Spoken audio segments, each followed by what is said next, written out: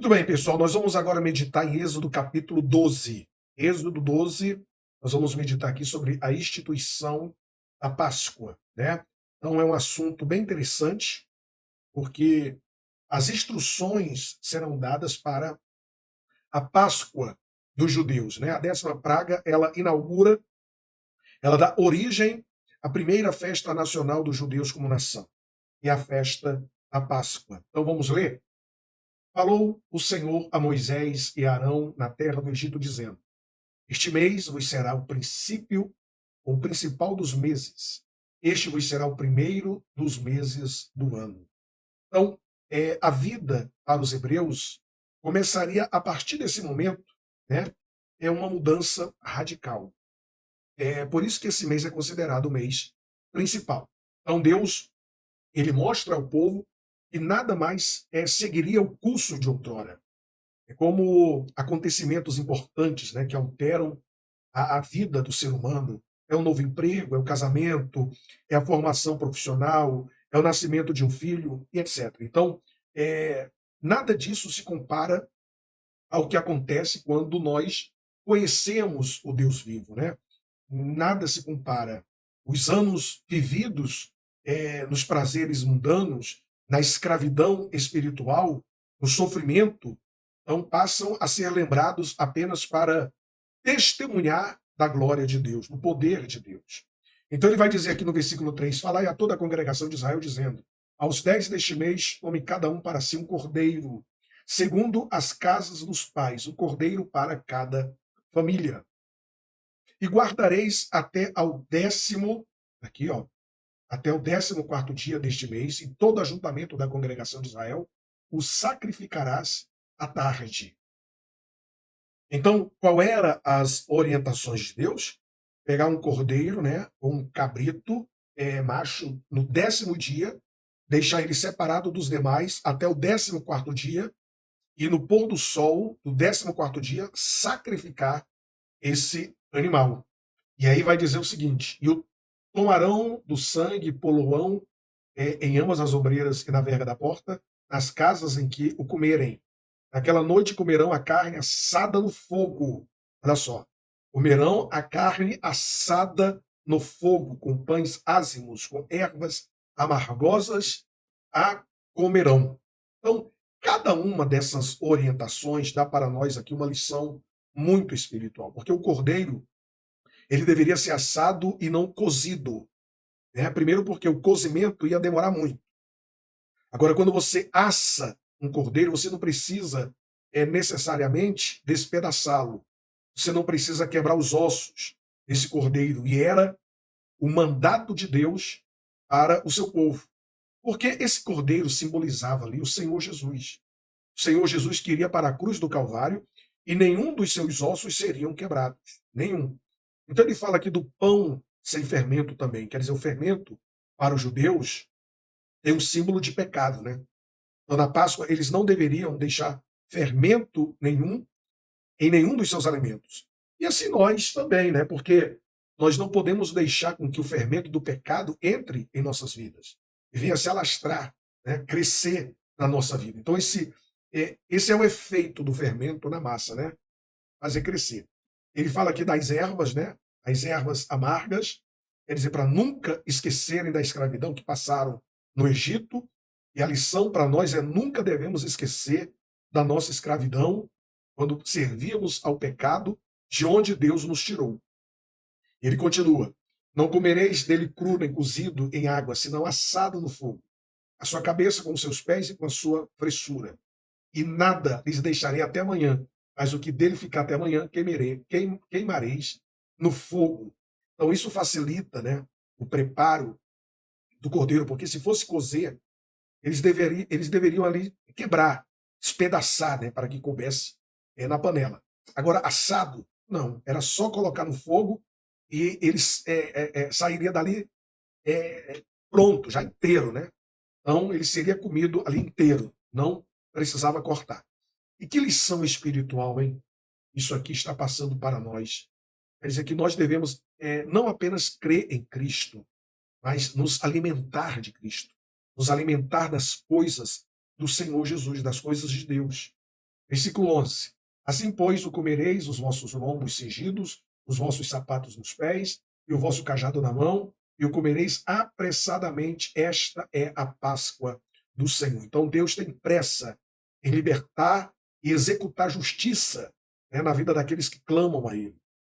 Por isso, instruiu o povo a chegar rapidamente, já devidamente vestido, calçados, né, segurando o cajado na mão, enfim. Porque os hebreus foram 430 anos, né?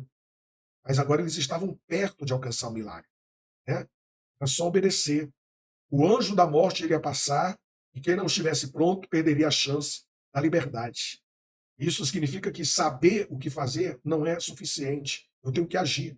Muitas pessoas, elas perdem grandes oportunidades na vida porque envelhece no próprio jeito ou simplesmente não envelhece, né? E a Bíblia vai dizer: E eu passarei pela terra do Egito esta noite, e ferirei todo o primogênito na terra do Egito, desde os homens até os animais, e todos os deuses do Egito farei juízo. Eu sou o Senhor. E aquele sangue vos será por sinal nas casas em que estiverdes. Vendo eu sangue, passarei por cima de vós, e não haverá entre vós praga de mortandade, quando eu ferir a terra do Egito. Este dia vos será por memória, né? E celebrar-lo-eis por festa ao Senhor nas vossas gerações, o celebrareis por estatuto perpétuo. Então a Páscoa seria aquela ocasião em que Deus julgaria o Egito, né? Não apenas o Egito, os deuses do Egito, mas livraria o seu povo, o povo de Deus. E até hoje, não apenas os judeus, mas os cristãos também celebram a Páscoa. A Páscoa não é o coelhinho da Páscoa, tá? Não é o ovo de chocolate, não. Páscoa bíblica é libertação. No caso dos judeus, libertos do Egito, no nosso caso, libertos do pecado. Ele vai falar no versículo 18, no primeiro mês, aos 14 do mês, à tarde, comereis pães ázimos, até 21 do mês, à tarde. Aqui é uma outra festa. Ó. Por 7 dias não se ache nenhum fermento nas vossas casas, porque qualquer que comer pão levedado, quer dizer, pão com fermento, aquela alma será cortada da congregação de Israel. Assim o estrangeiro como o natural da terra. Nenhuma coisa levedada comereis em todas as vossas habitações. Comereis pães ázimos. Então, Deus está dando aqui instruções para a festa dos pães sem fermento. Era uma festa ligada à festa da Páscoa, né? Era a continuidade da festa da Páscoa. Então, a festa da Páscoa era celebrada todo dia 14 do primeiro mês, né? Um mês religioso do povo de Israel. Para nós é março, abril. Então, todo dia 14 de Nissan, ou 14 de Abib, que é o primeiro mês deles, eles deveriam celebrar a Páscoa, né? Sacrificar o cordeiro e se alimentar ali em família. A partir do dia 15, o dia seguinte, começava então essa festa aí dos pães sem fermentos. Essa festa durava 7 dias, do 15º até o 21º dia. E eles não poderiam ter nada com fermento em suas casas. Então era uma festa simbólica, própria do povo de Israel, e eles entenderam o significado dessa festa. Então, fermento novamente simboliza o pecado. É como se Deus estivesse dizendo a eles que eu quero de vocês santidade em toda maneira de viver, como também ele requer de nós. E a Bíblia vai dizer: chamou, pois, Moisés a todos os anciãos de Israel e disse-lhes: escolhei, tomai vós cordeiros para vossas famílias e sacrificai a Páscoa. Então, Páscoa significa passar por cima, né? Porque ao avistar o sangue do cordeiro nas ombreiras das portas, aquele anjo destruidor saltaria, passaria por cima das casas das famílias do povo de Israel, poupando os primogênitos, né? Os primogênitos hebreus da morte. Você vê, né? O próprio Deus, posteriormente, ofereceria o seu cordeiro, Senhor Jesus, para derramar o seu sangue pela humanidade. Cordeiro escolhido deveria ser macho e sem defeito. Então, você vê, Cordeiro de Deus, né? Jesus também não tinha pecado, né? Qualquer impureza impediria o sacrifício. Eles tinham que passar o sangue nas vergas das portas, quer dizer, o sangue deveria ser aspergido, né? Em prol da salvação das famílias de Israel, e posteriormente também o sangue de Jesus seria derramado em prol da salvação de toda a humanidade, que cresça, né? Então a carne do animal serviria de alimento, representa a Santa Ceia, né? Então, diante disso, peça a Deus que aplique o sangue dele, né, nas ombreiras e vergas da sua vida, do seu coração, porque só assim o seu interior vai ser purificado, vai ser livre da morte eterna. Então, tomai um molho de isopo e molhai-o no sangue que estiver na bacia, e passai-o na verga da porta e em ambas as ombreiras do sangue que estiver na bacia. Porém, nenhum de vós saia da porta da sua casa até amanhã. Veja, meu amigo, minha amiga, os hebreus, eles mergulharam ramos de uma planta maleável chamado isopo na bacia com sangue, né? E eles aplicaram nas vergas e nas ombreiras das portas. Quer dizer, a nossa fé pode ser frágil como isopo.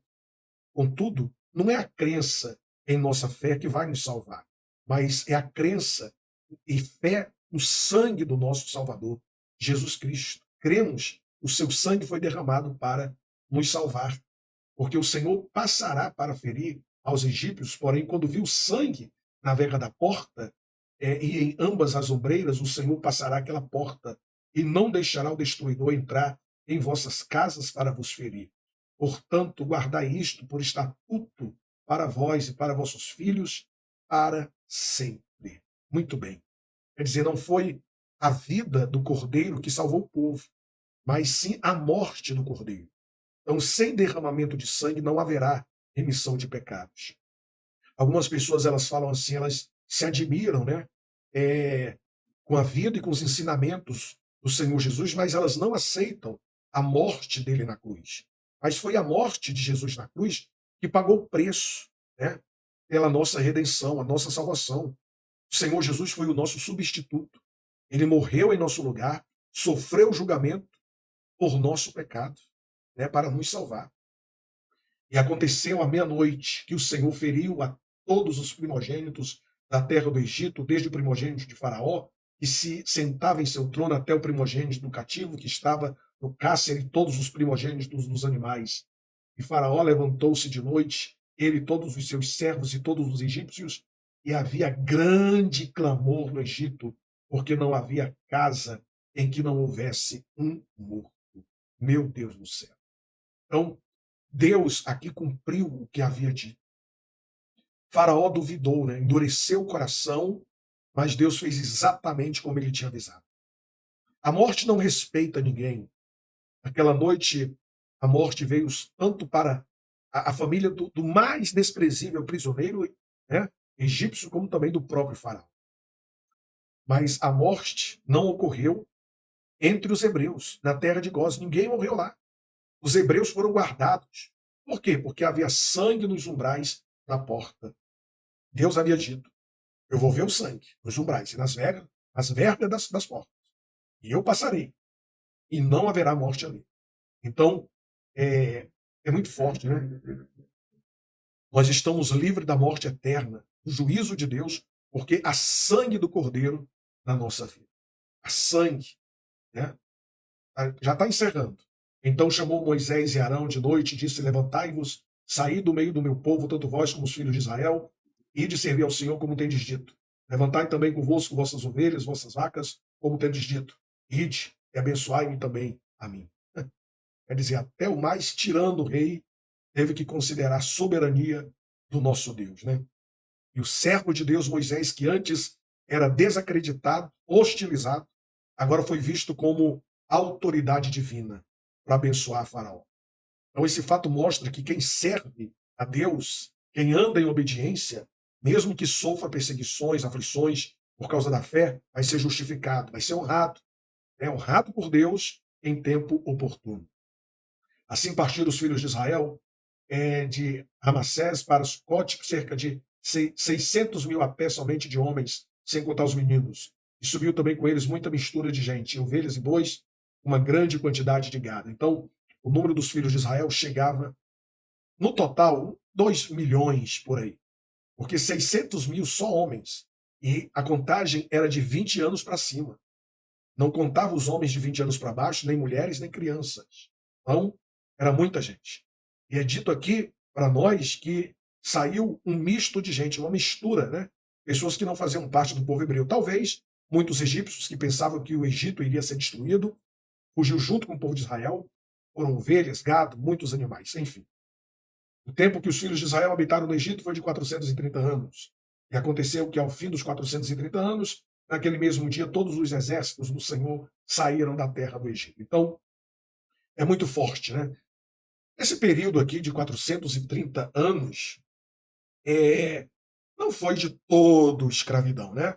Esse período está contando desde a entrada de Jacó com a sua família, né, quando José ainda era vivo, até o dia em que Moisés e Arão libertaram o povo.